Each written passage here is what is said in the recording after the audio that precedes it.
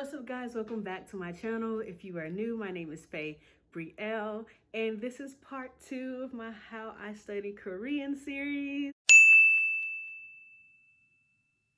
Today is all about methods. We're going to be talking about the objects that I use to study Korean. The first object is an application and or a website. It is a website, but it is also an application for those who have ever, been in high school, middle school, or college. You probably already know about this, but Quizlet is a great way of studying Korean or any language, really, to be honest. So many people put up flashcards and little sets on Quizlet, study guides, there's classes and everything there, right? And available for you, where teachers and students alike both put things on the website, on the application for everyone to use. You can even make your own set of flashcards. This is not sponsored. It does sound sponsored, I know, but it's not sponsored. Like I said in the previous video, my channel's too small for that. I don't even know if anybody watching, but but I'm going to show you the website, just kind of give you some ideas of what I use. And there's also an application. I'll put the link to the application, a link to the website down below. I'll put the link to where I bought my books, as you can see here, that I'll be talking about later, down below as well. So let's start with the website.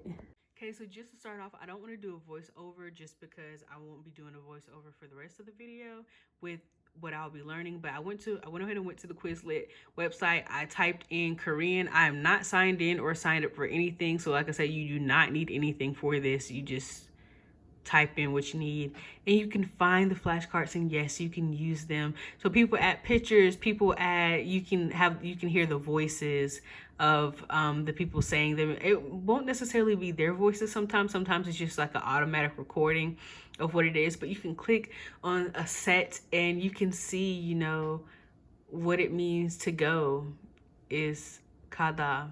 So you can see all these things, right? It shows you Mokda, Chuda. It gives you all of these things, right? I'm over here speaking like I'm teaching you Korean, and that's not my job. So I'm just showing you the methods I use. So these are digital flashcards.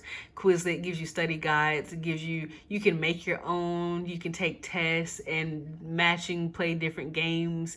And when I say this is so easy, like I said, some people are teachers. This person is a teacher, and it gives you what their label is, whether it's a student, whether it's a teacher, whatever they are, a tutor. It will give you all these things here, and it gives all their details. You can look at the entire set down at the bottom. When I say this is nice and it's free, it's an easy way to study.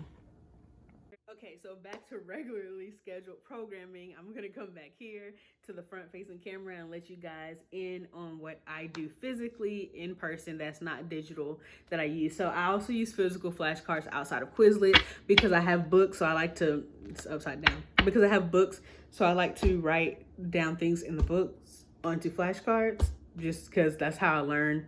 It's a method that is really easy, that helps you learn a lot faster, and it's just an easy way to learn, and I prefer to use flashcards. It's just one of those things. So I use colorful flashcards. I also have solid white flashcards. So either or, whichever one tickles your pickle, do whatever. So I do have flashcards where I write in English on one side, in Korean on the other, and I do this for all words, letters, and even the numbers and phrases, even the numbers as I've learned phrases and numbers, I put them on here as well. Days of the month, whatever you're learning, just the easiest method for me to remember it is to put it on a flashcard. I'm still looking over here, not over here. I'm so sorry. Don't judge me. I'm sorry. Okay. So outside of flashcards, because I just showed you 2 flashcards, virtual and physical, I buy books. Books are a huge thing. Most people, who learn other languages, who learn anything, really learn from a book. Books are an easy way to learn anything. It gets you invested, and they're just simple everyday tools to use. So I bought these books specifically from Talk to Me in Korean. I will have a link down below. Like I said, not sponsored, not big enough for that. But I bought this set. It was $100 and something. I know, expensive. I know. I know, but I bought 5 books at one time, which was $100 and something, not one book. So these are Korean verb books, volume 1 and volume 2, in which I bought. So like I said, the links will be down below. I'll link probably just the set that I bought. I don't think I'm going to link each individual book, but I'll probably link the set if possible. So these are the first 2 books in the set that I got. Then I have this real life conversation, Korean conversations for beginners book, because I took a test on Talk to Me in Korean, which told me I'm a beginner. If you need to know more about that, go to my previous video on websites that I use, and I talk about that there. So this is one. I'm trying to not stack them in front of the camera. Easy Korean reading. This, when I say, you realize how well or how much Korean you actually know using this book. I'm not even joking, because reading the first, when I first read this, I was like, I don't know any of this. And it's just because I was rushing, trying to think that it was going to flow to me easily. But if I sat there, when I sat there, like once we finished reading, I say we, because I have a friend that's also learning Korean and we did this together. Once we sat and we just looked at the words, we realized we knew nearly every word on this page. We're not used to hearing it. We're not used to saying it, which we'll get into in the next video, which is part 3.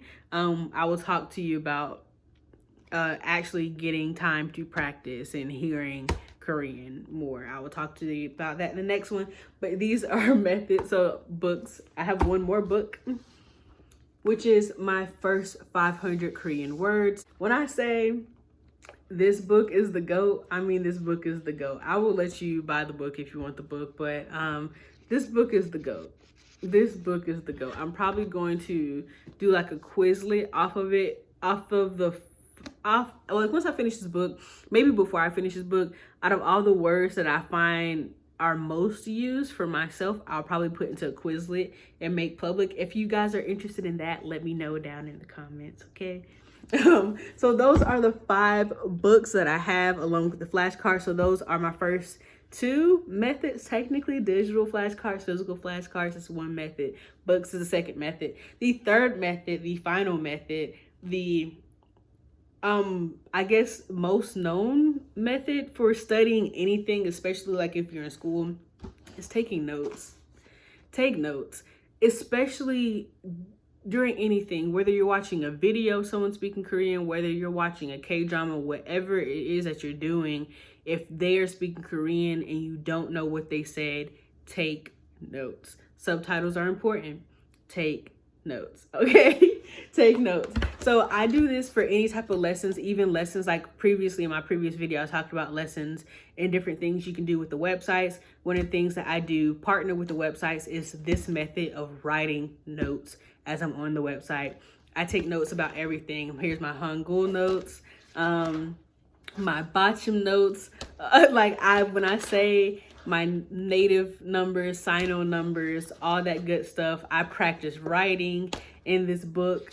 You guys, my 5 W's, like I write down questions, some more Hangul practice. When I say taking notes, it's just like you're in class in a college, I was about to say stadium. In a college classroom, college course, high school course, wherever you are, if you're studying, you're in a class and someone's teaching you something, you bring a notebook and you take notes. And this is what I do. I'm on a website, I watch videos, I take notes as they're talking to me or as I'm reading along.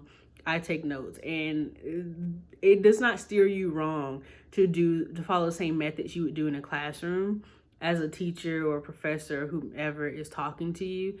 This helps as well.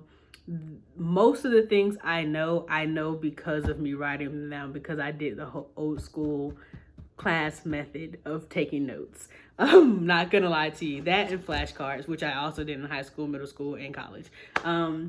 So these are my methods. This video is already getting a little lengthy. I'm sorry about that, and I'm probably real long-winded and just talking too much, too fast, or probably not open enough at all.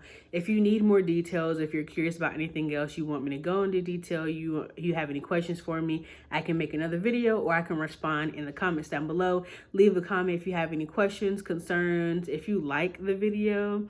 If you wanted more detail about the video, if you have constructive criticism, compliments, whatever, leave it down below. Be sure to like the video, subscribe to my channel if you want to see more. And check out the description box for links to anything that I mentioned, and also for my social media. And I hope you enjoyed this video.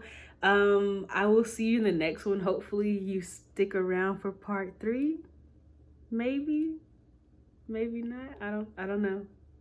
I don't know if anyone's watching this. You can share it if you want. Okay. Anyways, bye guys. See you in the next video.